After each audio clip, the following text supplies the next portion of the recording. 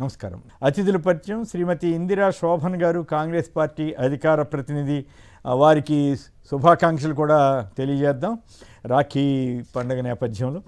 Right. Nikhil రావు గారు BRS నేత, అలాగే ప్రకాష్ రెడ్డి గారు భారతీయ జనతా పార్టీ రాష్ట్ర కార్యదర్శి.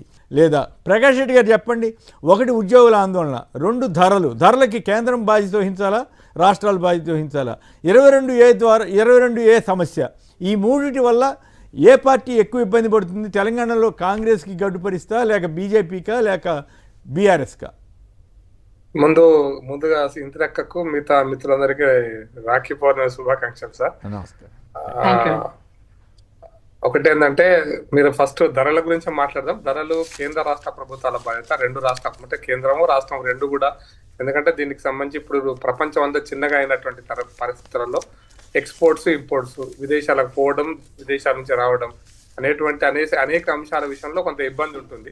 అందుకోసం ఇప్పుడు ముఖ్యంగా మీరు చక్కెర ధర అన్నారు. చక్కెర ధర మీరు అన్నట్టుగా 44 రూపాయలు 2014లో 44 రూపాయలు ఉండే. కేంద్ర ప్రభుత్వం అతి అద్భుతంగా గత 2 నెలల కింది వరకు బాగా దాన్ని నియంత్రించగలిగింది, ధరలు పెరగకుండా. కానీ మొదటిసారిగా 66 రూపాయలు 65 రూపాయల దాకా పోయింది ఇప్పుడు చక్కెర ధర. దానికి సంబంధించి కేంద్ర ప్రభుత్వం వెంటనే నిర్ణయం తీసుకుంది. మొదటి అంశంగా విదేశాలకు ఎక్స్పోర్ట్ చేసేటువంటి దాన్ని మొత్తాన్ని బ్యాన్ చేసింది. అదే సందర్భంగా సుమారుగా 10 లక్షల టన్నుల చక్కెరను ఎటువంటి అది లేకుండా, అంటే ఎటువంటి ట్యాక్స్ లేకుండా, ఇంపోర్ట్ ట్యాక్స్ లేకుండా దాన్ని దిగుమతి చేసుకునేటువంటి పర్మిషన్ కూడా ఇచ్చింది. సో ఇప్పుడు ఒకటి ఏంటంటే, ఇది ఈవెన్ స్టాక్ చేయటం విషయంలో కూడా బల్క్ స్టాక్ చేసే వాళ్ళందరి విషయంలో కూడా కఠిన చర్యలు తీసుకోవాలనేటువంటి ఆదేశాలు కూడా ఇచ్చింది. కాబట్టి ఇది కొంత ఇప్పుడు ఇబ్బందికరమైన పరిస్థితి. ఎందుకంటే విదేశాల నుంచి చక్కెర వచ్చేసరికి టైం కూడా పడుతుంది. ఇదివరకు గతంలో మీరు చూశారు కొమ్మినేని గారు, ఉల్లిగడ్డ కూడా అంతే. ఉల్లిగడ్డ గతం రావడానికి టైం పడుతుంది. కొంచెం కేంద్ర రాష్ట్ర ప్రభుత్వాల సమన్వయంతో తొందరగా కనుక మనం ఒకటేమో ఇక్కడ బల్క్ స్టాక్ ను దొంగతనంగా పెట్టకుండా ఆపాలి, అది ఒక సమస్య. కేంద్రం కూడా వెంటనే చర్యలు తీసుకొని ఎక్స్పోర్ట్ ఆపడం, కానీ ఇంపోర్ట్ అవసరమైతే ఇంకా ఇంపోర్ట్ పెంచాలి. ఈ రెండు, అంటే నేను చక్కెర మనం ఇంపోర్ట్ చేసుకుంటుంది, ఇప్పుడు పప్పులు మనం ఇంపోర్ట్ చేసుకుంటుంది.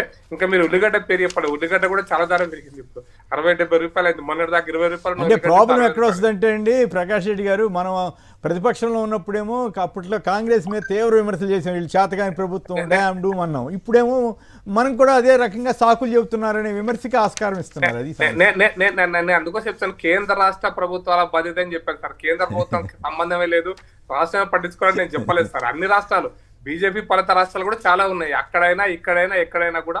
ఇప్పుడు మీకు ఇప్పుడు పామాలిన్ ఆయిల్ ఇప్పుడు మనం 170 రూపాయలకు అనుకుంటున్నాం, కానీ ఉక్రెయిన్ యుద్ధం జరిగే ముందు అది 70 రూపాయలు 80 రూపాయలే ఉంటుంది. ఇప్పుడు ఆ యుద్ధం కారణంగా అది 150 రూపాయలు 140 రూపాయలకు పెరిగింది. దానివల్ల అన్ని ధరలు పెరుగుతున్నాయి. అంటే మనం చేసుకునే వంట, సామాన్యుడు వంట, ఇప్పుడు ముఖేష్ అంబానీ రొట్టె తింటాడు, మనమైనా రొట్టె తింటాం సార్. ముఖేష్ అంబానీ కూర తింటాడు. అంటే సామాన్యుల, చిన్న సామాన్యుడి ప్రజానిక నుంచి కోటీశ్వరుడు దాకా ఇది నిత్యావసర వస్తువులు అనేది చాలా ఇంపార్టెంట్ విషయం. అది దాన్ని మనం నెగ్లెక్ట్ చేయకూడదు. కేంద్రం కూడా పట్టించుకుంటుంది, ఇంకా చాలా విషయాలు నిర్ణయాలు తీసుకుంటుంది. అంటే ఉన్నటువంటి వాస్తవిక పరిస్థితుల దృష్ట్యా కేంద్ర ప్రభుత్వం ఖచ్చితంగా కొన్ని నిర్ణయాలు తీసుకుని ఇంకా తీసుకుంటుంది కూడా. రాష్ట్రం కూడా ఏవైతే చట్టాలు కేంద్రం నుంచి ఆదేశాలు వచ్చినా వాటి అమలు చేయాల్సిన బాధ్యత. ఎందుకంటే ఇక్కడ సివిల్ సప్లైస్ డిపార్ట్మెంట్ కూడా ఉంది. ఇప్పుడు ఉదాహరణకి బియ్యమే ఉంది. బియ్యంకి ఏంటంటే ఇప్పుడు మనం ఒక అర్థం చేసుకోవాల్సిందంటే, మనం 2014లో బియ్యం యొక్క ఎంఎస్పి ధర 1300 సార్. ఈరోజు 2400 పెరిగింది. దాంతో పాటు 2400 పెరిగిన దాంతో పాటు 500 రూపాయలు రాష్ట్ర ప్రభుత్వం బోనస్ ఇస్తుంది సన్న బియ్యానికి. సో ఇవన్నీ కలిపితే సుమారుగా 3000 రూపాయలు అవుతుంది. 3000 అంటే వాళ్ళ ఉత్పత్తి ఖర్చే. రాష్ట్ర ప్రభుత్వం అంటే రైతు దగ్గరికి అది 5000 రూపాయలు ఖర్చు అవుతుంది. మొత్తం దాన్ని అంతా కలిపి 5000 రూపాయలు దగ్గర అవుతుంది. కాబట్టి ఇక దళారు కూడా కొంత చేస్తారు. ఎందుకంటే అల్నినో పేరు మీద, అల్నినో విషయంలో కూడా నేను కూడా చాలాసార్లు టీవీలో మాట్లాడినా సార్. అల్నినో అనేటువంటిది ఒక భయంకరమైన బూచిని చూపించేటువంటి ప్రయత్నం కూడా చేశారు. అది కూడా కొంచెం తగ్గించి అల్నినో వస్తుంది జాగ్రత్త, అల్నినో వస్తుంది జాగ్రత్త అనేటువంటిది. దాంతో బ్లాక్ మార్కెటర్స్ కూడా కొంచెం బ్లాక్ మార్కెట్ చేసే ప్రయత్నం చేస్తున్నారు. వీటన్నిటిని రాష్ట్ర ప్రభుత్వం సహకరించాలి, అరికట్టాలి. కేంద్రం కూడా మిగతా రెండు అంశాలు కూడా ప్రస్తావించండి. ఒకటి ఉద్యోగుల అలజడి రెండు రాష్ట్రాల్లోనూ జరుగుతూ ఉంది. ఇంకోటి 22A. ఈ మూడిటి ప్రభావం తెలంగాణలో ఏ పార్టీ మీద ఎక్కువ ఉంటుంది? చర్య తీసుకోవడం నా అభిప్రాయం సార్. తీసుకుంటుందని విశ్వాసం కూడా నాకు సార్. ఒకటి.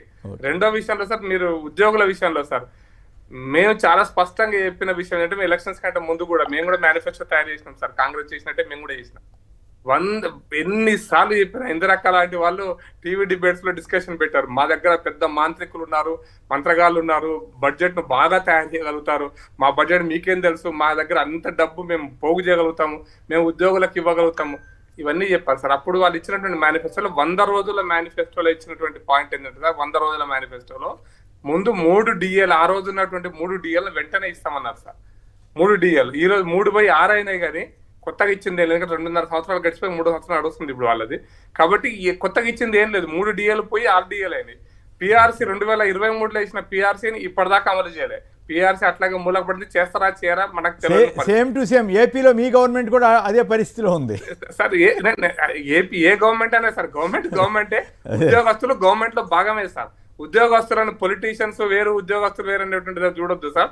ఇది రెండో అంశం. అయితే మూడోది ప్రధానంగా ఏంటంటే మేము ఈహెచ్ఎస్ విషయంలో సార్, ఈహెచ్ఎస్ విషయంలో కూడా ప్రభుత్వం 2.5 సంవత్సరాల నుంచి టైం పాస్ చేసి ఈ మధ్య ఒత్తిడి పెరిగినాక 3 నెలల నుంచి జీతాలు కట్ చేసుకుని ఇప్పటిదాకా కార్డ్స్ మాత్రం రిలీజ్ చేయలేదు సార్.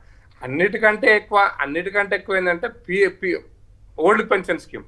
ఇది కాదు అని మేము బల్ల గుద్ది వాదించినాం సార్. బల్ల గుద్ది ఇది కాదు, ఓల్డ్ పెన్షన్ స్కీమ్ లకు అంటే ఓల్డ్ పెన్షన్ ఓపీఎస్ లకు పోలేరు మీరు. అది సిపిఎస్ తప్ప వేరే మార్గం లేదు. ఎందుకంటే 22-25 సంవత్సరాలు గడిచిపోయింది. హిమాచల్ ప్రదేశ్ లో ఇదే వాగ్దానం చేసి మీరు విఫలమైనరు. దాంట్లో కోర్టులు కూడా దాంట్లో ఇన్వాల్వ్ అవుతున్నాయి. కాబట్టి మీరు ఈ ఓల్డ్ పెన్షన్ స్కీమ్ ను తీసుకురాలేరు అని చెప్పిన తర్వాత కూడా వాళ్ళ మేనిఫెస్టోలో దాన్ని పెట్టినారు సార్. నేను చెప్పేది అంటే మేనిఫెస్టో ఓవరాల్ గా ఉపన్యాసాలు మాట్లాడడం వేరే. ఉపన్యాసాలు మనం చాలా విషయాల కోసం ఎక్కువ తక్కువ మాట్లాడుతున్నప్పుడు వస్తాయి. కానీ అధికారికమైనటువంటి మేనిఫెస్టోలో రాసి వాళ్ళు పెట్టినప్పుడు ఏవైతే ఉద్యోగులకు ఇచ్చినటువంటి అవకాశాలను అప్పుడు ఇంకా 31A మా సంజయ్ గారు పోరాటం అక్కడ ఏపీలో మీ పార్టీ వాళ్ళు బ్రహ్మాండం బజిగోవిందు చంద్రబాబు గారు కూడా ఇప్పుడు మేనిఫెస్టోలో పెట్టారు కదా. ఇప్పుడు మీరు ఆయనకి అవునవును బ్రహ్మాండం అని భజన చేసే బ్యాచ్ ఎక్కువగా ఉంది కదా. అక్కడ కూడా మీకు ప్రాక్టికల్ గా ఈ తప్పు ఇది రైట్ అని చెప్పే పరిస్థితి ఏపీలో కూడా లేదు. ఇక్కడైతే విమర్శిస్తున్నారు కానీ సార్. నేను విమర్శ అంటే ఈ రాష్ట్రంలో మీరు అధికారులకు రావడానికి అది ప్రధాన కారణమైంది అంటారు. ఎందుకంటే ఉద్యోగస్తులు దగ్గర 4 నుంచి 5 లక్షల ఉద్యోగస్తులు ఉంటారు, 4 నుంచి 5 లక్షల పెన్షనర్స్ ఉంటారు, 10 లక్షల మంది కుటుంబాలు ప్రభావితం అవుతున్నాయంటే ఇంటికి 3 ఓట్లు వేసుకున్న 30-40 లక్షల ఓట్ల ప్రభావితం. మీరు గెలిచిందే వాటితోటి ఓడిపోయింది అంటే మీ వాగ్దానాలను నిలుపుకోవాల్సిన బాధ్యత అక్కడ ఏమి ఇచ్చారనేది నేను దాంట్లో మీరు నిలుపుకోవాల్సిన బాధ్యత ఈ రాష్ట్ర ప్రభుత్వానికి.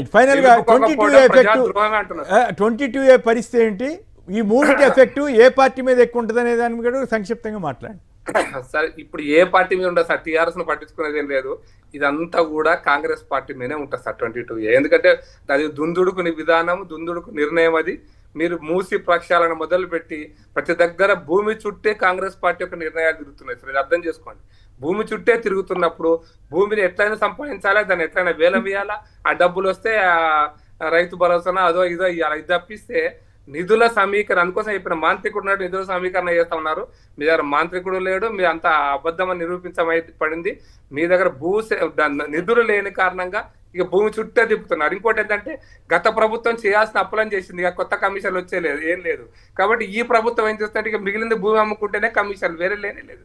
కాబట్టి గత ప్రభుత్వం అప్పుల కాళేశ్వరమో ఇదో అదో మిషన్ భగీరథనో ఈ కథనో ఆ కథనో అలా చేయాల్సిన కమిషన్లు చేసేసినారు.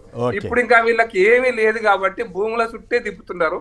ఆ 22A అనేటువంటిది ఖరీదైన హైదరాబాద్ నగరం లాంటి భూముల విషయం కాబట్టి ఖచ్చితంగా ఇది భూముల కోసమే చేస్తున్నటువంటి ప్రయత్నం. దాంట్లో పెద్ద అవినీతి కుంభకోణం కూరుకుపోని ఉంది అనేది మాత్రం తప్పకుండా చెప్పగలరు. Right, okay. ఇంద్ర గారు మీరు మాట్లాడతారా, నిఖిల్ గారు కూడా మాట్లాడిన తర్వాత మాట్లాడతారా? మీ ఇష్టం. మీకు మహిళా నేతగా మీకు ప్రాధాన్యం ఇవ్వడం కోసం అడిగాను. అదే చెప్పండి. ఈ మూడు అంశాలు కాంగ్రెస్ ని గడ్డు పరిస్థితిలోకి నెట్టుతాయా అన్నది ప్రశ్న. దేశవ్యాప్తంగా ఉన్నటువంటి మహిళా సోదరిమణులందరికీ కూడా రక్షాబంధన్ శుభాకాంక్షలు తెలియజేస్తున్నాను సార్. సో ఈ రక్షాబంధన్ అనేది అన్నా చెల్లెళ్ళ మధ్య, అక్క తమ్ముళ్ళ మధ్య ఉన్నటువంటి అనుబంధాన్ని మరింతగా నేను మీకున్నాని భరోసానిచ్చేటువంటి కాబట్టి అందరూ కూడా సుఖ సంతోషాలతో ఉండాలని మనస్ఫూర్తిగా కోరుకుంటున్నాను సార్. సో ముఖ్యంగా ఇవాళ నిత్యావసర వస్తువు ధరలు కనుక మనం గమనించినట్లయితే UPA 1, UPA 2 తో కంపారిజన్ చేస్తే ఎన్డీఏ ప్రభుత్వం వచ్చినాక లాట్ ఆఫ్ డిఫరెన్స్. సో అది ఏది తీసుకున్నా, సిలిండర్ తీసుకున్నా, పెట్రోల్ తీసుకున్నా, వాటితో మూలంగానే ఈ నిత్యావసర వస్తువు ధరలు పెరుగుతున్నాయన్నది మనం చెప్పుకొస్తున్నాం. సో ఇవాళ నిత్యావసర వస్తువులు అంటే ఫర్ ఎగ్జాంపుల్ రీసెంట్ గా జరిగేటువంటి దాంట్లో చక్కెర మనం ఎగ్జాంపుల్ తీసుకుందాం. చక్కెర పెరగడానికి మెయిన్ కారణం ఏంటి? మీరు తెచ్చినటువంటి ఒక ఇథనాల్, అంటే ప్రజలని ఎలాంటి ప్రిపరేషన్ కి లేకుండా వాటికి తగ్గట్టు మోటార్లకు కావాల్సినటువంటి ఇంజన్ ప్రిపరేషన్ ఏది చేయకుండానే ఇథనాల్ కొద్ది మంది లాభం కోసం వాళ్ళ పుత్రుల బిజినెస్లు పెరగడం కోసం తెచ్చినటువంటి ఇథనాల్ స్కీమ్ నేపథ్యంలో ఇవాళ షుగర్ అనేది దాని యొక్క కాస్ట్ ని 40% పెరగడం జరిగింది. నిన్న చిన్న పిల్లోడు 6th క్లాస్ చదివే పోరాడు కూడా నిన్న బీహార్ లో ప్రొటెస్ట్ చేశాడు, మనం చూసాం ఏం జరిగిందన్న దానికి. సో దీంట్లోని భాగంగానే ఇవాళ మొలాసిస్ అంటే మొక్కజొన్నతో కూడా మనం విత్తనాలు తయారు చేస్తాము. ఆ మొక్కజొన్నలు కూడా దాని పుణ్యాన ఇవాళ ఏమంటారు కోళ్ల ఫారానికి వేసేటువంటి మొక్కలు కూడా కాస్ట్ పెరగడంతో ఆటోమేటిక్ గా దీని ప్రభావం కోడిగుడ్డు మీద కూడా పడ్డది సార్. అంటే పౌష్టికాహారం గుడ్డు తినాలా, రోజుకొకటి తినాలా, 6 తినాలని చెప్పే దాంట్లో ఇవాళ పేదవాడుకున్న పౌష్టికాహారం కూడా తినే పరిస్థితిలో ఎన్డీఏ హయాంలో లేదని చెప్పాల్సిన అవసరం సార్. అంటే ఎక్కడా కూడా ప్రికాషన్స్ తీసుకోకుండా, ముందు చూపు లేకుండా వాళ్ళు కొద్ది మంది వ్యక్తులకి బెనిఫిట్ అయ్యే విధంగా తీసుకున్న నిర్ణయాలతోనే ఇవాళ ఈ పరిస్థితి ఉన్నది. మా చిన్నప్పుడు వాడుకునేది సరి, ఏమి కొనేటట్టు లేదు, ఏమి తినేటట్టు లేదు, నాగులో నాగన్న ధరలు ఇట్లా పెరిగిపాయ, నాగులో నాగన్న ధరల మీద మన్నువడ, నాగులో నాగన్న వాడుకునేసరి ఇవాళ మళ్ళా అదే పరిస్థితి ఎన్డీఏ ప్రభుత్వంలో వచ్చిందని చెప్పడానికి ఒక గృహిణిగా, ఎందుకంటే నేనే స్వతహాగా అన్ని కొనుక్కుంటా, కూరగాయలైనా ఏ సామానైనా నేనే వెళ్ళి తెచ్చుకుంటాను ఎంత బిజీగా ఉన్నప్పటికీ, ఎందుకంటే వాటి బాధ నాకు తెలుసు కాబట్టి ఈ విషయాన్ని తెలియజేస్తున్నా. ఇవాళ కట్టెల పొయ్యితోన కళ్ళు మండుతున్నాయని చెప్పేసి పెద్ద పెద్ద భాషణ చేసి అడ్వర్టైజ్మెంట్ చేసుకున్నటువంటి మోదీ గారు సిలిండర్ అందరికి ఇస్తున్నామని చెప్పినటువంటి దాంట్లో సిలిండర్ ఇవాళ 1000 రూపాయలకు వచ్చింది సార్. ఇవాళ మళ్ళీ ఏమైంది, మళ్ళీ కట్టెల పొయ్యి పరిస్థితికి వచ్చింది. సో బియ్యం కొనే పరిస్థితి లేదు, చక్కెర కొనే పరిస్థితి లేదు, నూనె కొనే పరిస్థితి లేదు, ఉల్లిగడ్డ కొనే పరిస్థితి లేదు. ఇవాళ ప్రతి అంశము ఆడబిడ్డలకి భారం అయ్యి ఇవాళ ఆడబిడ్డల దినంగా మనం చెప్పుకున్నటువంటి శుభ సంతోషంలో కనీసం ఇవాళ ఒక మంచి ముచ్చట చెప్పుకుందామంటే అది కూడా లేనటువంటి దౌర్భాగ్య పరిస్థితికి ఇవాళ నెట్టివేయబడ్డానికి నిజంగా బాధాకరమైనటువంటి విషయం. దీనికి పూర్తి బాధ్యత ఎన్డీఏ ప్రభుత్వం వహించాల్సినటువంటి అవసరం ఉందని తెలివిగా మొత్తం కేంద్రం మీద దోస్తారు మీరు. బాగుంది. డెఫినెట్ గా సార్, అంతేగా సార్. ఉద్యోగుల ఇష్యూ చెప్పండి. ఉద్యోగుల ఇష్యూ 22A, ఈ 3 అంశాలు కాంగ్రెస్ మీద ఎలాంటి ప్రభావం చూపుతాయి? ఉద్యోగులకి సంబంధించినటువంటి అంశం కనుక తీసుకున్నట్లయితే PRC-D అన్నది గత ప్రభుత్వం 10 సంవత్సరాల్లో పెండింగ్ పెట్టిన తర్వాత ఇవాళ ఉద్యోగ ఫ్రెండ్లీ గవర్నమెంట్ అన్నది ఈ రాష్ట్రంలో నడుస్తుంది. పలు సందర్భాలలో రీసెంట్ గా 1 month బ్యాక్ కూడా TGO ప్రెసిడెంట్స్ కూడా కూర్చోబెట్టి, TNGO ప్రెసిడెంట్, JSU వాళ్ళు కూడా కూర్చొని ముఖ్యమంత్రి గారితో మాట్లాడి ఇచ్చినటువంటి హామీలు నెరవేరిన తర్వాత, అంటే మేము వచ్చిన తర్వాత 2 DAలు ఇచ్చినాం, PRC కూడా వాళ్ళకి ఇవ్వడం జరిగింది, వాళ్ళకి కావాల్సిన అలవెన్స్ ఏర్పాటు చేస్తాం, వాళ్ళ EHS కార్డులను కూడా చేయమని చెప్పేసి ప్రభుత్వం ఆల్రెడీ హెల్త్ డిపార్ట్మెంట్ కూడా ఇచ్చేసింది సార్. మరి ఎందుకు అక్కడ జాప్యం జరుగుతుందో ఆ విషయాన్ని కూడా ఒకసారి రెక్టిఫై చేసుకుంటాం 100% గా. ఆల్రెడీ నిన్నగాక మొన్న హెల్త్ మినిస్టర్ గారు కూడా దీనికి సంబంధించి ఇమీడియట్ గా ఇవి చేయాల్సిందే, దీంట్లో ఎలాంటి అలసత్వం ఉండొద్దని కానీ హెల్త్ మినిస్టర్ గారు కూడా చెప్పినట్టుగా నేను మన పేపర్ స్టేట్మెంట్ కూడా చూసినా సార్. కాబట్టి ఇవాళ వచ్చేటువంటి గ్రాడ్యుయేట్ అంటే కాదు, ఉద్యోగుల సంఘం జేఏసీ క్రిటికల్ గా మాట్లాడింది కదా, ప్రత్యేకించి ఇప్పుడు ఓల్డ్ పెన్షన్ స్కీమ్ గొడవ అవి సాధ్యంగానే హామీలు ఇచ్చారనేది ఒక ప్రధానమైన విమర్శ ప్రకాష్ రెడ్డి గారు చేశారు. ఒకటి చెప్తా సార్, నేను ఏమంటా అంటే గ్రాడ్యుయేట్ ఎమ్మెల్సీ రాబోతున్నాయి కాబట్టి ఉద్యోగులు డెఫినెట్ గా వాళ్ళకి రావాల్సిన వాటి పట్ల సందర్భాన్ని బట్టి వాళ్ళు డిమాండ్ చేస్తారు. వాళ్ళని మేము తప్పు పట్టట్లేదు, అడిగే మీ హక్కు మీకున్నది, వాటిని స్వాగతించాల్సినటువంటి బాధ్యత మా పైన ఉన్నది. డెఫినెట్ గా రేవంత్ అన్న ప్రభుత్వం ఉద్యోగుల ఫ్రెండ్లీ ప్రభుత్వం, సానుకూలంగా ఉన్నాం, రావాల్సిన వాటి పట్ల మాకు ఎలాంటి శశబిషలు లేవు సార్. కానీ ఇక్కడ రాజకీయ కోణంలో ఎవరో మాట్లాడాల్సినటువంటి పరిస్థితి గత ప్రభుత్వ ఉద్యోగుల పైన ఉండే, బట్ ఇవాళ ఉద్యోగ సంఘ నాయకుల పైన ఉండే, బట్ ఇవాళ ఉద్యోగ సంఘ నాయకులకి ఇండిపెండెన్స్ అనేది సార్, ఎవరు ప్రెషర్ లేదు. దాంట్లో నేను ఏకీభవిస్తాను, ఎందుకంటే నిత్యం వాళ్ళతో కలిసి మాట్లాడుతున్నటువంటి సందర్భం ఉండేది కాబట్టి. మూడో విషయం ఏంటంటే సార్, ఇప్పుడు అన్న చెప్పారు పెన్షన్లకి సంబంధించి ఇవాళ పాత పెన్షన్ దానికి సంబంధించిన, అంటే ఈ పెన్షన్ ఏది సార్ నేషనల్ పాలసీ, ఎవరు చేయాలి సార్? వాళ్ళే కదా చేయాల్సింది. చేస్తామని మీరు హామీ ఇచ్చారు కదా, ఇప్పుడు వాళ్ళ మీద దోషేస్తున్నారు. డెఫినెట్ గా సార్ దానికి సంబంధించి మాకు వాళ్ళ పట్ల ఏమంటారు సానుభూతి ఉన్నది, సానుకూలత ఉన్నది, చేస్తాం, చేయమని అనట్లేదు. కానీ దానికి కావాల్సినటువంటి దాని పట్ల ఆర్థిక భారం ఎంత వరకు అవుతుంది, దీన్ని ఎట్లా రెక్టిఫై చేయొచ్చు దాని పట్ల ప్రభుత్వానికి ఒక క్లారిటీ ఓకే రైట్. ఫైనల్ గా చెప్పండి, 22A ఏమైనా కొంప ముంచేటట్టు ఉందా? చాలా చోట్ల అలజడిగా ఉన్నట్టుంది ఆ నిషేధిత భూముల జాబితా గొడవ. సార్ మనము మర్చిపోతున్నది ఏంటి అని అంటే, గత 10 సంవత్సరాలు అంటే ధరణితోతే వచ్చినటువంటిదే ఈ 22A అనేది. ఇవాళ ప్రొహిబిషన్ ఏమంటారు ఏరియాలో పెట్టినటువంటి ప్రొహిబిటెడ్ దాంట్లో పెట్టినటువంటిదే 22A. వాళ్ళకు కావలసినటువంటి వాళ్ళు ఎవరైనా ఇచ్చిపుచ్చుకున్నటువంటి సందర్భం ఉంటే ఆ ల్యాండ్ల సర్వే నెంబర్లు, ఒక సర్వే నెంబర్ కి ప్రాబ్లం ఉంటే చుట్టుపక్కల ఉన్న అన్ని సర్వే నెంబర్లను కలిపి 22Aలో పెట్టినటువంటి ఘనత కేసీఆర్ గారి ప్రభుత్వాన్ని. ఇవాళ దాన్ని రెక్టిఫై చేసే దిశగా ఈ ప్రభుత్వము భూభారతితో వచ్చినటువంటి దాంట్లో చేసింది సార్. రీసెంట్ గా మంత్రి గారు ప్రెస్ మీట్ పెట్టి చెప్పిన దాంట్లో ఏంటి అని అంటే, మేము సర్వే నెంబర్ ఎంట్రీ చేసినప్పుడు రెక్టిఫై చేసినటువంటి నేపథ్యంలో టెక్నికల్ గా వాటిని ఎంట్రీ చేసినటువంటి సందర్భంలో అధికారుల తప్పిదంతో జరిగినటువంటి డిజిటల్ లోని భాగమే. డెఫినెట్ గా దీన్ని రెక్టిఫై చేస్తున్నాము. ఎవరికి ఎలాంటి చిన్న ప్రైవేట్ వ్యక్తిది అయినా ప్రభుత్వ వ్యక్తిదైనా భూమిని ఎవరు నష్టపోవాల్సిన అవసరం లేదు.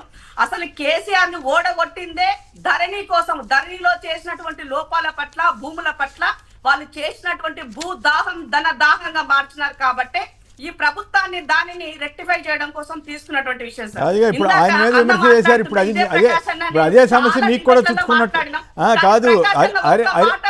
హరీష్ రావు గారు అంటున్నారు 22A కమిషన్ల దందా చుట్టే ఈ ప్రభుత్వం తిరుగుతుంది అని అంటే, సార్ భూములను కాపాడడానికి హైడ్రా రూపేణా వేల కోట్ల రూపాయలు ప్రభుత్వ ఆస్తులు ప్రొటెక్ట్ చేసినటువంటి ఘనత ఈ సర్కార్.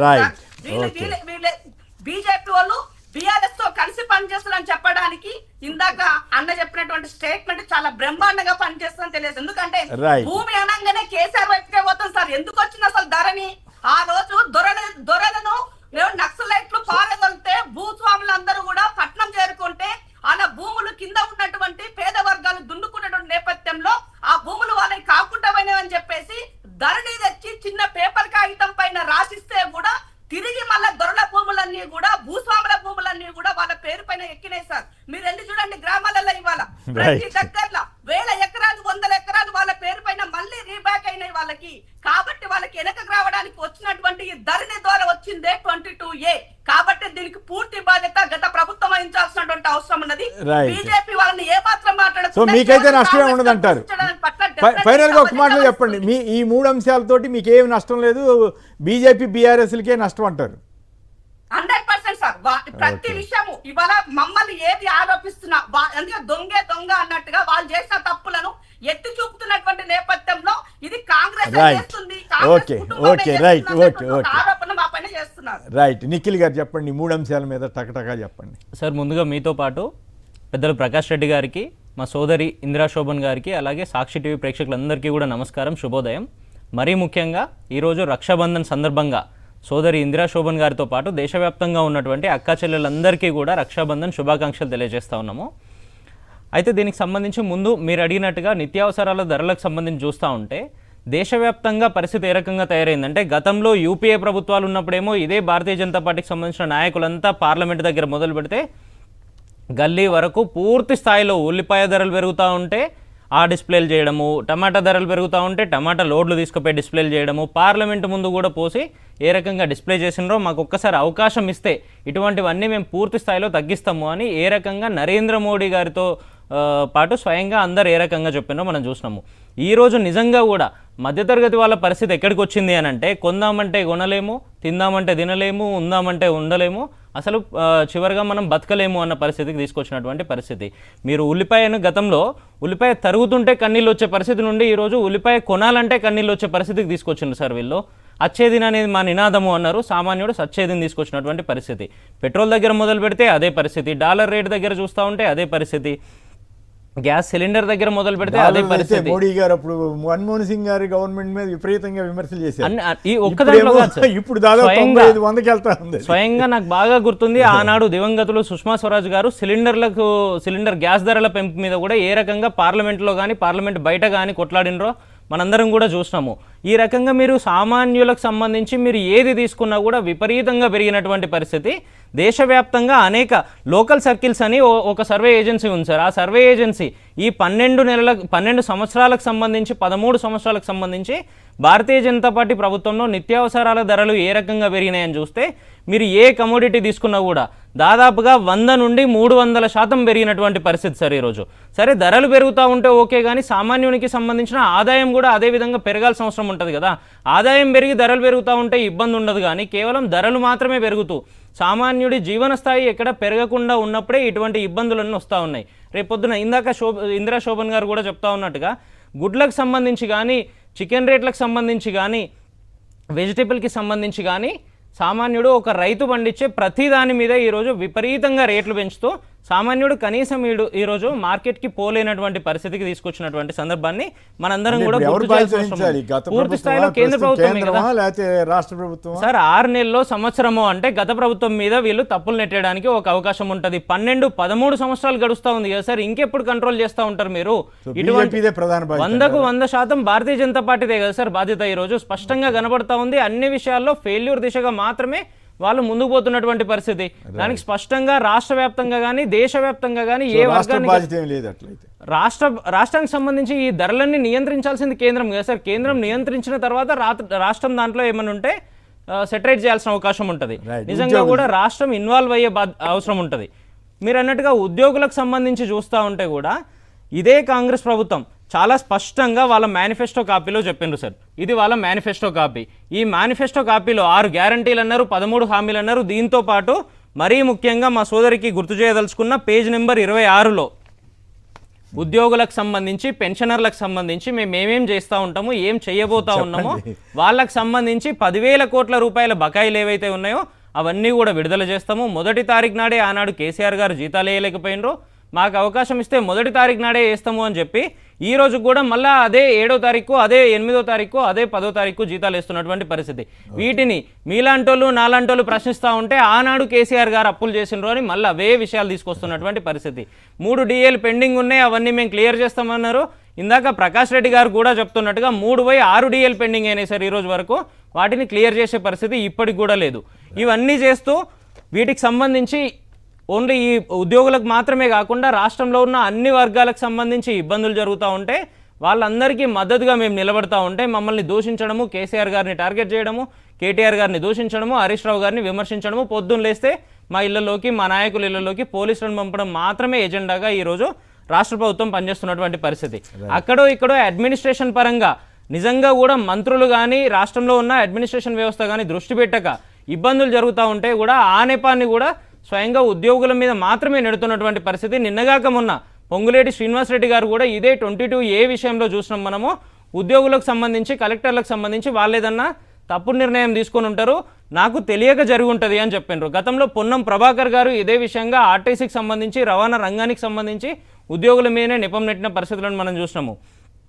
ఆనాడు పనిచేసినటువంటి కేసీఆర్ గారు 10 ఏళ్ల పాలనలో పనిచేసినటువంటి ఉద్యోగులు ఆనాడు అంత అద్భుతంగా, అంత బ్రహ్మాండంగా దేశంలో తెలంగాణను అగ్రగామిగా నిలబెట్టే విధంగా పనిచేసినటువంటి ఉద్యోగులు ఈ రోజు ఎందుకు చేయలేకపోతా ఉన్నారు? అది కేవలం మీ అడ్మినిస్ట్రేషన్ ఫెయిల్యూర్ అనేది స్పష్టంగా తెలుస్తా ఉంది. ఏ వల్ల కాంగ్రెస్కి నష్టమా, లేదు మీరు దాన్ని భూతత్వంలో చూపిస్తున్నారా సార్? ఈరోజు రాష్ట్రంలో మీరు ఏ సామాన్యుని కదిలించినా రాష్ట్ర వ్యాప్తంగా లక్షలాది ఎకరాలు ఏ రకంగా 22A అనే పేరుతో ప్రొహిబిషన్లో కానీ, ల్యాండ్ సీలింగ్ అని చెప్పి కానీ, ఇంకోటి అని చెప్పి కానీ ఏ రకంగా అయితే పక్కకు పెట్టినరో మనం చూసినాము. మనం చిన్నప్పుడు చదువుకున్నాం సార్, భూమి చుట్టూ సూర్యుడు తిరుగుతూ ఉంటాడని. ఈరోజు అది పక్కన పోయి భూముల చుట్టూ ఈ రేవంత్ రెడ్డి గారు కానీ, రేవంత్ రెడ్డి గారి కుటుంబ సభ్యులు కానీ, కాంగ్రెస్ పార్టీ నాయకులు కానీ తిరుగుతున్నటువంటి పరిస్థితి. ఎక్కడ భూమి ఉంటే అక్కడ ఏ రకంగా మనం క్యాప్చర్ చేయాలి, ఏ రకంగా బెదిరింపులకు దిగాలి, ఏ రకంగా దాంట్లో షేర్ అడగాలి, ఏ రకంగా దాన్ని మన హస్తగతం చేసుకోవాలి అనేది చాలా స్పష్టంగా కనబడుతున్నటువంటి పరిస్థితి. సార్ ఆనాడు ధరణి పేరుతో ఇదే రిజిస్ట్రేషన్లకు సంబంధించి కానీ, ధరణిలో కానీ, మిగతా విషయాలకు సంబంధించి కానీ దాన్ని మొత్తం స్క్రూటినీ చేస్తూ ఇబ్బందులు లేకుండా క్రియేట్ చేసే విధంగా మీరు పొద్దున 10 గంటలకు రిజిస్ట్రేషన్ ఆఫీస్ పోతే 11 గంటలకల్లా మీ రిజిస్ట్రేషన్ అయిపోయి 12 గంటలకు పాస్బుక్ మీ చేతిలోకి వచ్చే పరిస్థితులు మేము క్రియేట్ చేసినాం అన్నాడు. సరే అక్కడో ఇక్కడో చిన్నపాటి ఇబ్బందులు జరిగి ఉండొచ్చు, దాన్ని సెటరేట్ చేసే ఆలోచనలు కూడా మేము అనేకం తీసుకొచ్చినాము. అయినా కూడా ఆనాడు దాన్ని భూతద్దంలో పెట్టి చూపించి పూర్తి స్థాయిలో ధరణి కేవలం కేసీఆర్ గారు దోసుకోవడానికి మాత్రమే తెచ్చిండ్రు అని ఏ రకంగా మమ్మల్ని బదనాం చేసే కార్యక్రమాలను తీసుకుందో ఇదే కాంగ్రెస్ పార్టీ, ఇదే రేవంత్ రెడ్డి గారు మనందరం కూడా చూసినాము. మాకు ఒక్కసారి అవకాశం ఇస్తే ధరణిని పూర్తి స్థాయిలో ప్రక్షాళన చేస్తాము, భూభారతిని తీసుకొస్తాము అని చెప్పిండ్రు. అధికారంలోకి వచ్చిన తొలినాళ్లలో భూభారతి తీసుకొస్తున్నాము అని ధరణిలో ఏదైతే ఉందో దాన్నే ఈ రోజు 99% ఇంప్లిమెంట్ చేస్తూ ఎటువంటి ప్రక్షాళన చేయకుండా సార్ ఒక్కసారి అవకాశం ఇవ్వాలి. ఈ భూములకు సంబంధించి ధరణిలో అనేక ఇబ్బందులు జరిగినాయనే దాన్ని చూపిస్తూ భూమి సునీల్ గారు అని భూముల మీద పూర్తి స్థాయిలో ఎక్స్పర్ట్గా ఉన్నటువంటి ఒక వ్యక్తిని తీసుకొచ్చి ఆయన నాయకత్వంలో ఈరోజు రైతు కమిషన్ చైర్మన్గా ఉన్న కోదండరెడ్డి గారిని పెట్టి వీళ్ళ సమక్షంలో రాష్ట్ర వ్యాప్తంగా ఉన్నటువంటి భూముల సమస్యలన్నింటిని మేము పరిష్కారం చేస్తాము అన్నారు. 1-2 మీటింగ్లు ఇబ్రహీంపట్నం పరిసర ప్రాంతాల్లో పెట్టినరు తప్పితే ఈ రోజు వరకు ఆ భూమి సునీల్ గారిని కనీసం వాళ్ళు పిలుస్తున్నటువంటి పరిస్థితి లేదు, ఆ భూభారతిని ముందుకు తీసుకున్నటువంటి పరిస్థితి లేదు. కేవలం దోసుకోవడం మాత్రమే ఎజెండాగా పనిచేస్తూ స్పష్టంగా ఇదే రేవంత్ రెడ్డి గారి సొంత సోదరుడికి నిన్నగాక మొన్న 4th సిటీలో ఎటువంటి అర్హత లేకుండా దాదాపు 200-300 కోట్ల విలువైన భూమిని కట్టబెట్టినరో మనం చూసినాము. ఈ రకంగా ఎక్కడికక్కడ లగచర్ల దగ్గర మొదలు పెడితే 4th సిటీ వరకు పూర్తి స్థాయిలో క్యాప్చర్ చేయడం మాత్రమే. సార్ 22A కూడా ఈ నిషేధిత జాబితా అని చెప్పడంతో పాటు పూర్తి క్యాప్చర్ చేయడం మాత్రమే ఎజెండాగా వీళ్ళు పనిచేస్తున్నటువంటి పరిస్థితి. పవన్ గారు హైదరాబాద్ నుంచి పవన్ గారు నమస్కారం. మాట్లాడదు పవన్ గారు గుడ్ మార్నింగ్ సార్. నమస్కారం, మాట్లాడండి సంక్షిప్తంగా. అయితే ఇప్పుడు మీరు ధరల గురించి కూడా మాట్లాడుతున్నారు కదా సార్. మనకు ఏది ధరలు అవును సార్. ఇప్పుడు మనటువంటి మిడిల్ క్లాస్ వాళ్ళు ఈ రోజు చాలా ఇబ్బందులు పడుతున్నారు. ఎందుకంటే ఒక స్కీమ్ అనేది లేదు, ఒక ప్రాసెస్ అనేది లేదు, ధరలకు అసలు నియంత్రణ లేదు సార్. చాలా ప్రాబ్లం అయిపోయింది. ఇంకోటి ఏంటంటే ఇప్పుడు మనం అంటే మిడిల్ క్లాస్ ఏదో ఉద్యోగం చేసుకుంటాము, కూలి నాలి చేసుకునే వాళ్ళ బతుకైతే అది అమ్మే గోచరంగా ఉంది సార్. కూరగాయలు కొనాలంటేనే ఆలోచిస్తున్నారు, చాలా ప్రాబ్లం. ఇంకొకటి ఇప్పుడు ఈ ధరణి గురించి మాట్లాడుతున్నారు సార్ మేడం, గట్టిగా మాట్లాడుతున్నారు. ఇప్పుడు ప్రభుత్వాలు అనేటివి ఒక ఇనిషియేటివ్ తీసుకొచ్చినప్పుడు దాంట్లో లోపాలు అయినప్పుడు వచ్చే గవర్నమెంట్ దాన్ని సరిదిద్ది ప్రజలకు అంటే ఇప్పుడు 22A నిషేధిత భూముల జాబితా సమస్య పరిష్కారం అయినట్టేనా లేదా అది కాంగ్రెస్ ప్రభుత్వానికి ఇబ్బంది కలిగిస్తుందా? ఇప్పుడు మనము రాజకీయంలో తిరగం కాబట్టి మనకు అట్లా తెలియదు సార్. అట్లా అయితే 22A గురించి మాట్లాడుతున్నారు, వింటున్నాను నేను చాలా మీ దాంట్లో కూడా. నిజంగానే అట్లా ఉంటే మాత్రం ప్రజలకు ఇబ్బందే కదా సార్. దాన్ని వాళ్ళు ఇనిషియేటివ్ తీసుకొని right. Thank you very much. చివరి నిమిషంలో ట్విస్ట్ ఉంటుందా? కొండా సురేఖ గారి ఇష్యూలో మొత్తం హై టెన్షన్ అంటూ కథనాన్ని ఇచ్చారు. ఒక సెకండ్ సార్, నాకు ఒక సెకండ్ సోదరులు ఇందాక ఎంప్లాయీలకి సంబంధించి మాట్లాడినటువంటి దాంట్లో 1వ తారీఖు నాడు జీతాలు ఇస్తున్నటువంటి ఘనత ఈ ప్రభుత్వాన్ని సార్. చివరికి అవుట్ సోర్సింగ్ ఏజెన్సీ కాంట్రాక్ట్ నడిపే అవుట్ సోర్సింగ్ ఏజెన్సీలకు కూడా 1వ తారీఖు జీతాలు ఇవ్వాలి, లేదంటే మీ ఏజెన్సీ రద్దు చేస్తామని చెప్పేసి అల్టిమేట్ చేసి ఇవాళ 1వ తారీఖు జీతం వేపిస్తున్న ప్రభుత్వం రేవంత్ సర్కార్ సార్. ఇప్పుడు సోదరులు మాట్లాడితే నిజంగానే మీరు మాట్లాడితే నేను అక్కడ నగర పొరపాటు జరిగితే చెప్పండి, మేము సర్దిద్దుకోనిక సిద్ధంగా ఉన్నాం. కానీ చేసేవి కూడా వాస్తవాలను అవాస్తవాలుగా చెప్పే ప్రయత్నం చేస్తే ఇది సరైనది కాదు. ఓకే. ఇక ముందుగా మీరు మాట్లాడండమ్మా ఈ ఇందిరా గారు, ఈ కొండా సురేఖ గారి ఇష్యూ ఏమిటి? ఆవిడ అపాయింట్మెంట్ అడిగారట, ఇస్తారా ఇవ్వరా? మరి మహిళల కన్నీరుతో సునామీ అంటున్నారు. మరోవైపు మీరు అచ్చంగా ఎల్లో మీడియాని నమ్ముకుని రేవంత్ రెడ్డి గారు పనిచేస్తున్నట్లుగా ఉందని కొంతమంది కాంగ్రెస్ నేతలు రాధాకృష్ణ గారి మీద పడుతున్నారు. ఆయన మొత్తం మీద అంటే రేవంత్ రెడ్డి గారికి వ్యతిరేకంగానో లేకపోతే కొంచెం డిఫరెంట్ అసమ్మతి అనిపించగానే వాళ్ళందరి మీద బురదేసే కార్యక్రమం ఆయన చేస్తున్నాడంట. సో ఓవరాల్గా కొండా సురేఖ గారి ఇష్యూలో కాంగ్రెస్ పార్టీ వైఖరి ఏ రకంగా ఉంది, ఏ రకంగా ముందుకెళ్తారు? సార్ ఇప్పుడు రాష్ట్రంలో వారం రోజుల నుంచి జరుగుతున్నటువంటి చర్చ సురేఖక్క కూతురు మాట్లాడినటువంటి అంశాల నేపథ్యంలో ఎవరైనా ఒక కుటుంబంలో ఉన్నప్పుడు కుటుంబంలో మనకి ఏమైనా ఇబ్బందిగా ఉంటే ఇంటర్నల్ గా మాట్లాడుకోవాలా, 4 గోళ్ల మధ్య మాట్లాడుకోవాలా, దానికి ఒక అర్థం ఉంటది, ఎదుటి వాళ్ళు కూడా దాన్ని స్వీకరిస్తారు. అట్లా కాదు రేవంత్ రెడ్డి గారు పలానాయనకి టికెట్ ఇచ్చేస్తామని ఓపెన్ గా చెప్పాడు కాబట్టి ఆవిడ ఓపెన్ గా కాబట్టి ఆరోపణ చేయడం కరెక్టా కాదనేది పక్కన పెడితే మీ ఇన్ని సంవత్సరాల మీ ఎక్స్పీరియన్స్ లో మీకు అనుభవం ఉన్నటువంటి పెద్దవాళ్ళు మీరు ఒక ముఖ్యమంత్రిగా తన లెజిస్లేటివ్ మెంబర్ మీటింగ్ పెట్టినప్పుడు అక్కడ ఉన్నటువంటి ప్రజలకి ఒక కాన్ఫిడెన్స్ భరోసా ఇచ్చే నేపథ్యంలో బలపరచడని చెప్పడంలో ఇచ్చే పరిస్థితి లేదు. సురేఖ ఇప్పుడు అమ్మాయి తెలుసో తెలియకో మాట్లాడిందని అనుకుందాం కాసి.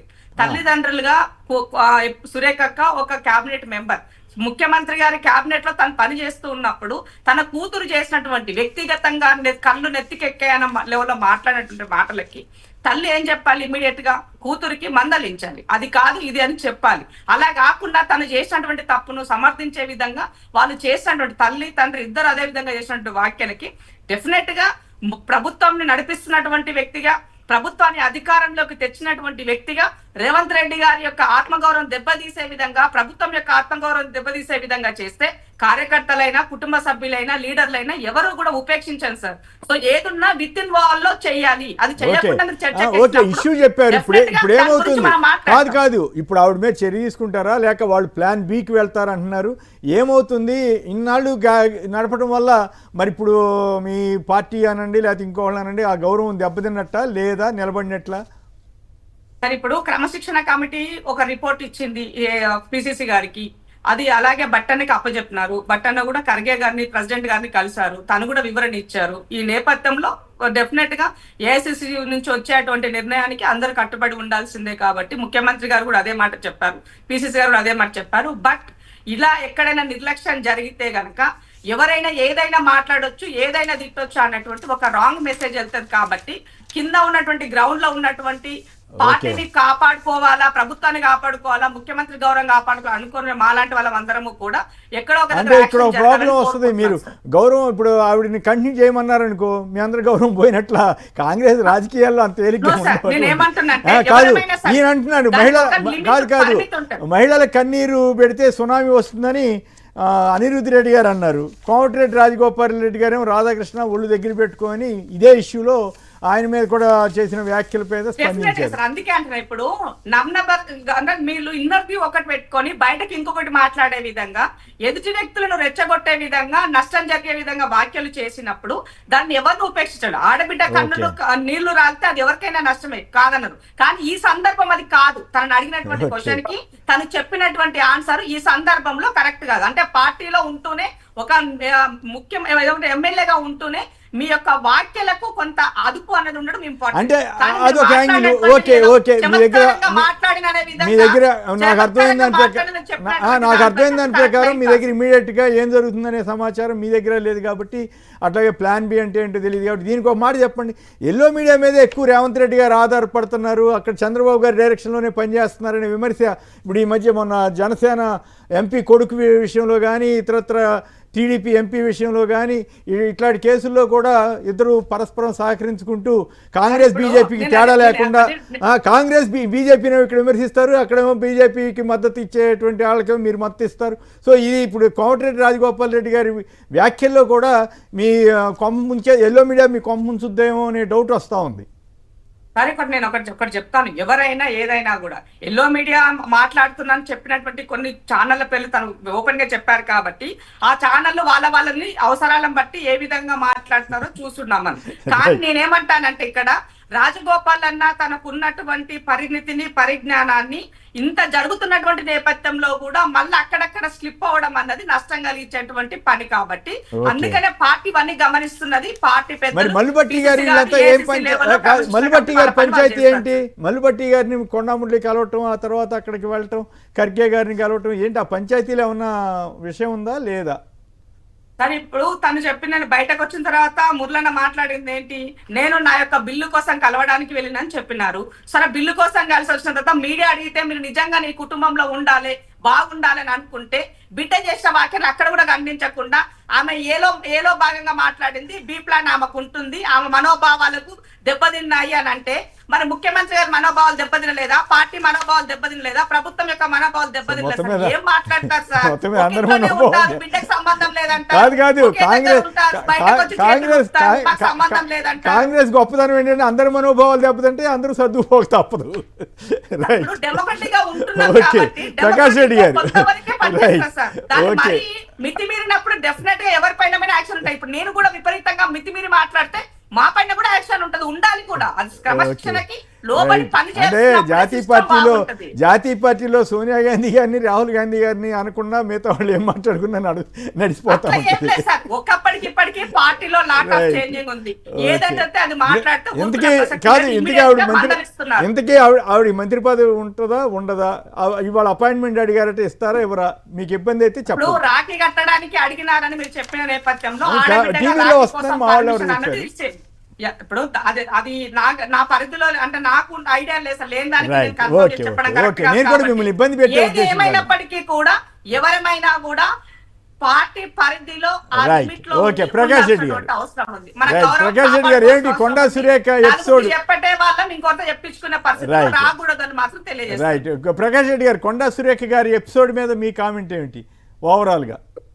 ఇందిరా గారు ఒక మాట చెప్పారు సార్, బట్టి గారిని కలవడానికి పోయింది కొండ మురళి గారు, ఏదో బిల్లుల కోసం పోయినాడు, తర్వాత ఏదో అడిగినారని. తాడిచెట్టు కిందకి పాలు తాగడానికి పోయినట్టుగా ఉంటుంది కొండ మురళి గారి స్టేట్మెంట్. తాడిచెట్టు కిందకి తాడిచెట్టు దగ్గర పోయినట్టునే పాలు తాగడానికి కాదు ఇంకో తాగడానికన్నా అర్థమైతేనే ఉంటుంది. కానీ ఇది చెప్పిన భాష ఇది కాబట్టి అయితే నేను ఇంకొక పాయింట్ కూడా చెప్తాను సార్, సింహం మాంసమే తింటారు సార్. సింహం మాంసం తినకపోతే అన్యాచురల్ సార్. అది కాంగ్రెస్ పార్టీ కొట్లాడకపోతే అది వాళ్ళ అంతర్గత విషయం, మాకు సంబంధం లేదు, మా పార్టీకి సంబంధం లేదు, అది వాళ్ళ విషయం. కానీ తినకపోతే అన్న ఆశ్చర్యం, తింటే ఆశ్చర్యం ఉన్నది సార్. అది అట్లనే కాంగ్రెస్ పార్టీలో కొట్లాడుకోకపోతే ఆశ్చర్యం, కొట్లాడుకుంటే ఆశ్చర్యం.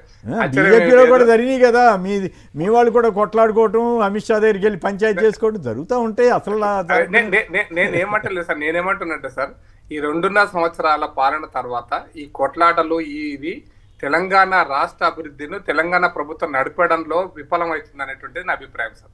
అది మీరు ప్రభుత్వం విఫలమవుతుంది అనేటువంటిదే మా కన్సర్న్. మీ పార్టీలో కొట్లాడుకుంటే తనకుండా కొట్టుకున్నా మాకు సంబంధం లేని విషయం అది. కాబట్టి మీ కొట్లాట సురేఖ గారి ఇష్యూ ఎవరి ఆత్మగౌరవం ఏం గొడవ? ఇప్పుడు ఆవిడ ఉద్యోగం ఉంటుందా ఉండదా? సరే ఉద్యోగం ఉంటుందా ఉండదా నేను చెప్పలేను. కానీ ఎవరి ఆత్మగౌరవం అనే దానికి మాత్రం ఖచ్చితంగా అది కాంగ్రెస్ పార్టీ ఆలోచించుకోవాల్సింది తప్పిస్తే, అది మొదలు కామెంట్ చేసింది కొండ సురేఖ గారి కూతురు. అది ఆ కామెంట్ అది ముఖ్యమంత్రి గారి మీద చేసింది. అయితే ఇది ఆశ్చర్యపరమైన విషయం ఏంటంటే ఎవ్వరు కూడా సార్ ఇంత ఆశ్చర్యం, కోమటిరెడ్డి రాజగోపాల్ రెడ్డి గారు చెప్పినా, చిన్నారెడ్డి గారు మాట్లాడినా, కొండా మురళి గారు సురేఖ గారు మాట్లాడినా గాంధీ కుటుంబాన్ని మేము విమర్శించము, గాంధీ కుటుంబానికి మాకు దేవుళ్ళు, మాకు దైవము, ఇదే మాట తప్పిస్తే ఇంకోటి మాట్లాడినటువంటి స్థాయిలో కాంగ్రెస్ పార్టీ ఉందంటే అది ప్రజల ఆత్మగౌరవాన్ని దెబ్బతీసే పని. మోడీ గారిని విమర్శిస్తే మీరు ఊరుకుంటారా? మోడీ గారి పేరు కాదు నేను అక్కడ మొన్న ఒక వీడియో చూశాను, మోడీ గారి గురించి ఆయన మాటలని వీడియోలో వేస్తేనే అది నెగిటివ్ అనుకుంటే తీసేస్తున్నారు మీరు. సార్ నేను ఇక్కడికి వస్తున్నా సార్, ఇప్పుడు మీరు అన్నా చూస్తారా ఎల్లో మీడియాని, మీరు ఆంధ్రజ్యోతి పత్రికలో ఈ రోజు దేశంలో మోడీ మీద విషం గక్కినంత ఆంధ్రజ్యోతి పత్రికల ఆర్టికల్స్ కావచ్చు, సెంటర్ పేజ్ ఆర్టికల్స్ కావచ్చు, పరిస్థితి వేరు. ఇప్పుడు భయం చేస్తున్నారు కదా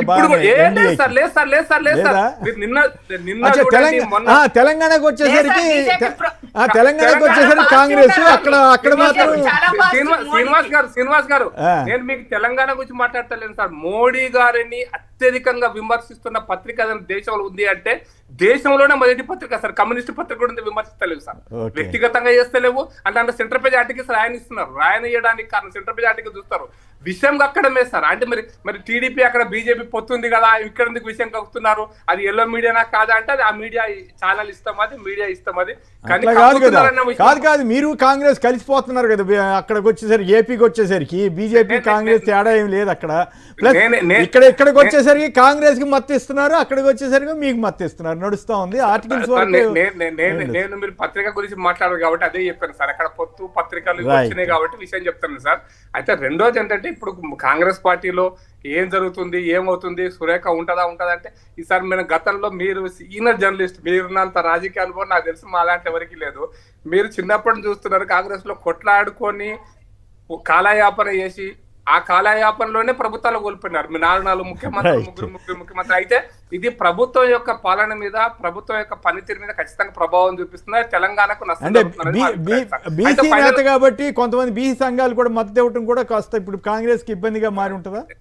నేను ఒక అది పెద్ద ఇంపార్టెంట్ కదా సార్. కాంగ్రెస్ పార్టీ ఆ బ్రాండ్ మీద గెలిస్తే దానికి ప్రాబ్లం సార్, ఆ బ్రాండ్ మీద గెలవలేదు కదా సార్. అది ఏ బ్రాండ్ మీద గెలుస్తుందో మీకు తెలుసు, నాకు తెలుసు. బట్ టిఆర్ఎస్ నాయకులు ఒక మాట చెప్పి దాని మీద స్పందించాలనుకుంటున్నా సార్. ధరల పెరుగుదల ఓన్లీ కేంద్ర ప్రభుత్వ బాధ్యత అని రాజ్యాంగాన్ని అవమానం చేస్తారని నా స్టేట్మెంట్ సార్. ఎందుకంటే civil supplies department black marketing ను అరికట్టేటువంటి బాధ్యత రాష్ట్ర ప్రభుత్వాలదే. ఈ కనీస పరిజ్ఞానం లేకుండా మనం ప్రజలకు తక్కువ పట్టడం అయిపోయింది చర్చ కదా, మళ్ళీ మాట్లాడదాం. రైట్, ఈ కొండా సురేఖ గారి ఇష్యూ ఏమవుతుంది, ఈ ట్విస్ట్ ఏమిటి, ఎల్లో మీడియా మీద కోమటిరెడ్డి రాజగోపాల్ రెడ్డి గారు తీవ్ర స్థాయిలో విరుచుపడటం. సో ప్లాన్ బి అంటే ఏమైంటుంది? మీ పార్టీలోకి ఏమైనా వస్తారా లేదా బీజేపీలోకి ఏమైనా వెళ్తారా? అసలు ఏమిటి ఏమైంటుంది ఆ కొండా సుస్మిత గారి ఇష్యూ?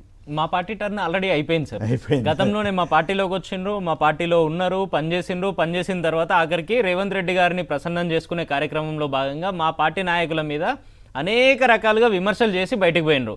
బయటికి పోయిన తర్వాత రేవంత్ రెడ్డి గారి మెప్పు పొందడం కోసం బయటికి పోయిన తర్వాత కాంగ్రెస్ ప్రభుత్వంలో మంత్రిగా ఉండి కేటీఆర్ గారిని పర్సనల్ గా టార్గెట్ చేస్తూ ఏ రకంగా మాట్లాడినరో సినిమా ఇండస్ట్రీలో ఉన్న కొంతమందితో లేని సంబంధాలు అంటగట్టే ప్రయత్నాలు చేసినరో మనందరం చూసినాం, అందరం ఖండించినాం.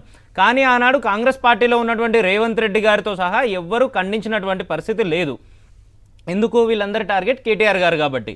ఈరోజు అదే బాణం ఇదే రేవంత్ రెడ్డి గారికి ఎక్కుపెట్టిన తర్వాత వాళ్ళందరికీ ఇబ్బంది అవుతా ఉంది, వాళ్ళందరికీ బాధ అవుతా ఉంది. ఈరోజు గతంలో ఒక 6 నెలల క్రితం చూస్తూ ఉంటే అదే కొండా సుస్మిత గారు ఇదే కొండా సురేఖ గారి ఓఎస్డీకి సంబంధించిన విషయంలో డెక్కన్ సిమెంట్స్ అనే కంపెనీ యజమానుల దగ్గర పాయింట్ బ్లాంక్లో గన్ను పెట్టి నాకు 10 కోట్ల రూపాయలు ఇస్తావా సస్తావా అని బెదిరించిండ్రు అని అంటే ఆనాడే వీళ్ళు చర్యలు తీసుకోవాల్సింది కదా సార్. ఆనాడు దాన్ని పక్కన పెట్టి అదే ఓఎస్డీ మీద నిన్నగాక మొన్న చర్యలకు పూనుకున్నటువంటి పరిస్థితి. ఇది వేరే కేసులో ఈ రోజు ఆ సమయం సందర్భం వచ్చింది కాబట్టి నిన్నగాక మొన్న ఇదే కొండా సుస్మిత గారు ఇన్ని విమర్శలు చేస్తూ ఉంటే స్వయంగా వారి తల్లి గారు చెప్తా ఉంటారు, ఇదే కొండా సురేఖ గారు మా కూతురి చెప్పినటువంటి విషయాలకు నాకు సంబంధం లేదు అని. నిన్న కొండా మురళి గారు చెప్తా ఉంటారు ఆమెకు ప్లాన్ బి ఉండొచ్చు అని. కాంగ్రెస్ పార్టీకి సంబంధించిన అనేక మంది, మా అక్క ఇందిరా శోభన్ గారు ఖండిస్తూ ఉన్నారు, అది వేరే విషయము.